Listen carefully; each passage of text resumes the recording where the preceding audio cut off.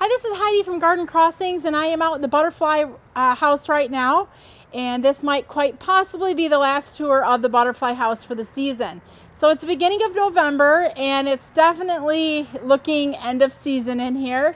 But there still is kind of a lot of life going on. There's a lot of chrysalises in here. Obviously, it's probably too late in the season for them to fly south if they do hatch. So we'll probably just let them hatch in here and enjoy the end of their life, I guess you might say, here in the butterfly house, enjoying the flowers and such. But let's go ahead and take a look and see, and just take a look, see what's still looking good this time of year. So one thing I want to point out in the butterfly house is how the transformation of these AquaPots.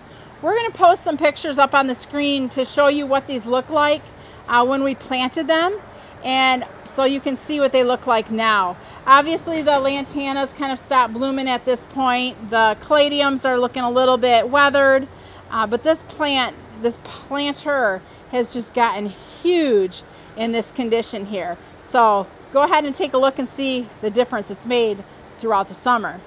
So some of the things that are still in here, we've gone through and trimmed some stuff back, but we've also left some things because I know that there are still chrysalises in here, and they're going to probably, if it's not too cold, hopefully they'll emerge, and I wanted to leave some plants for them to be able to enjoy before it gets really cold in here.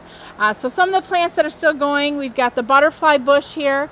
They are pretty much done flowering, so they're not going to really offer a whole lot of nectar source. In the greenhouse here, because they are in a protected area, we are going to trim these butterfly bush back probably at least in half, where if these were outdoors, we would not trim them, maybe just the tips off of them, and then see what they do in the spring, and at that point see if they need any trimming.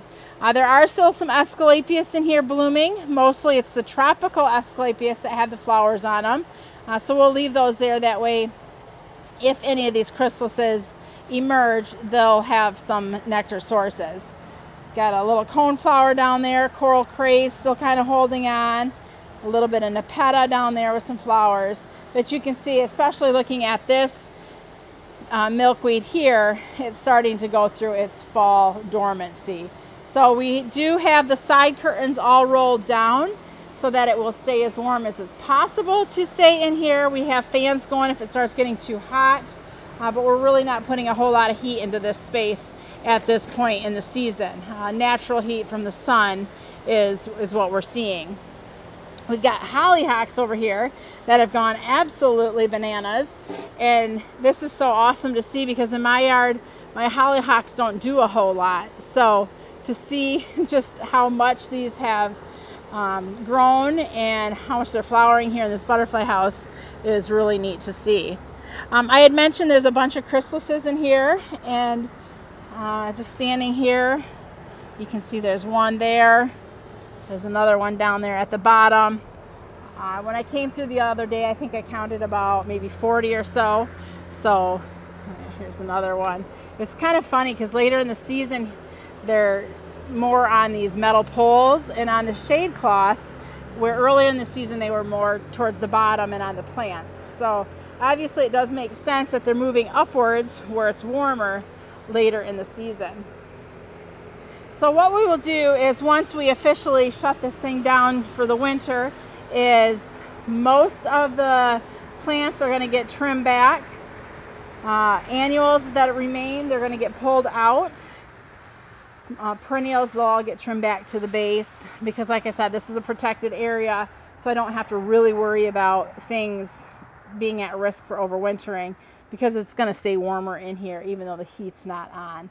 Just being in this environment is going to naturally be a little bit warmer.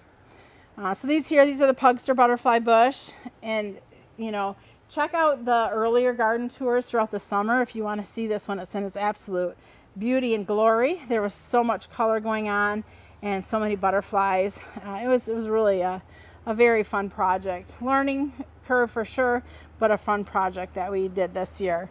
There's a tropical milkweed there. One thing that's pretty neat with a tropical milkweed is they bloom virtually all summer long, where the Asclepius tuberosa and Hello Yellow, they kind of were more seasonal, where they would do their bloom thing and then be done. So the tropical milkweed having flowers all the time, that was really quite pretty to see. So there's a lot of moths in here right now, so we'll have to take care of those over the winter and kind of kill them off.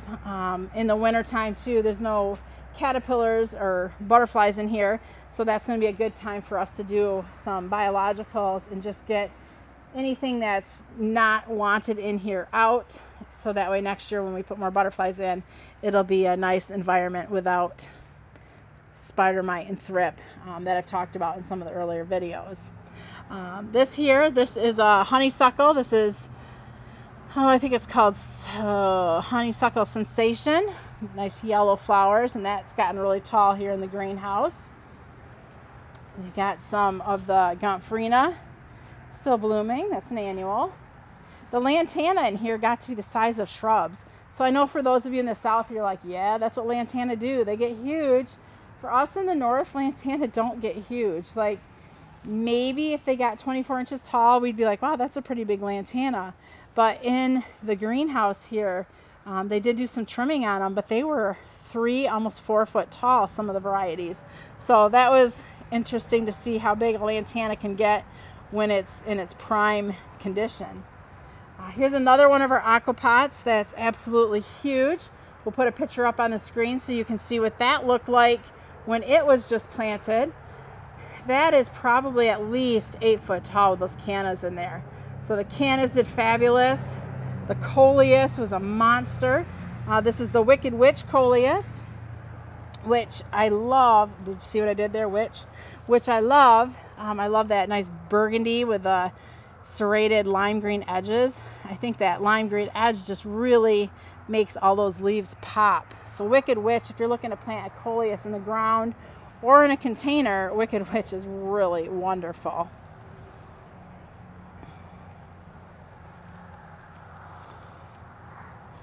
Another Asclepius kind of petering out, but still blooming a little bit. Lantana's just helping itself to the sidewalk here. The other thing that did really nice in here this year was the Agastachi. So they do okay in the landscape, not at my house because I don't know, I just can't grow them good. But I have seen them in the trial gardens do pretty well.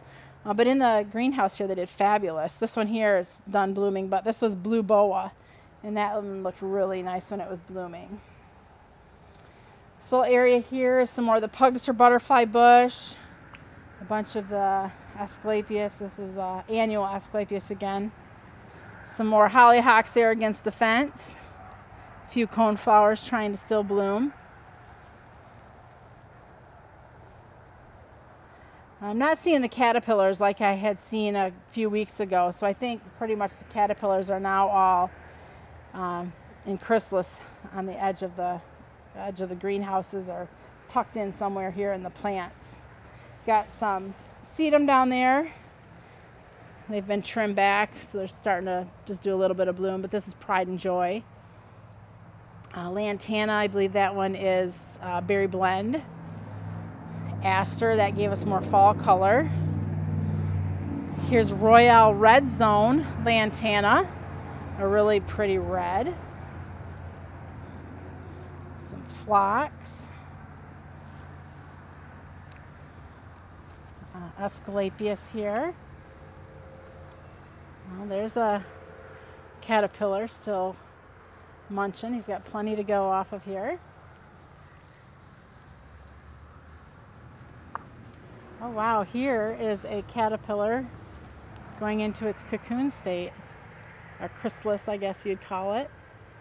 So he's going into chrysalis right now. There's one up there. Another one there. It's kind of fun to see that happening.